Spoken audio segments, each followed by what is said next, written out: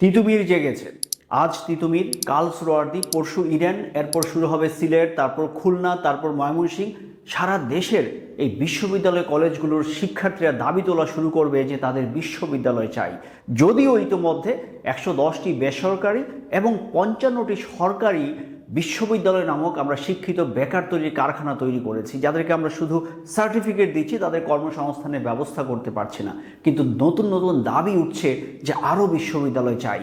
তাই তিতুমিরের শিক্ষার্থীদের কাছে আমার বিনীত অনুরোধ, একটু চিন্তা করতে হবে। বিশ্ববিদ্যালয় হলে আপনার কর্মসংস্থানের নিশ্চয়তা নয়। একটি দেশের বিশ্ববিদ্যালয় তৈরি করতে হয় সেটার ভবিষ্যৎ প্রয়োজনীয়তার এবং জনসমষ্টিকে আমরা কিভাবে জনসম্পদে পরিণত করব সেই পরিকল্পনার অংশ হিসাবে। ইতোমধ্যে যে 165টি সরকারি বেসরকারি বিশ্ববিদ্যালয় আছে, এখানে আমরা মানসম্পন্ন শিক্ষা নিশ্চিত করতে পারছি না। সেখানে যদি আরও বিশ্ববিদ্যালয় হয় তাহলে মানের কিন্তু আরও বেশি অবনতি হবে।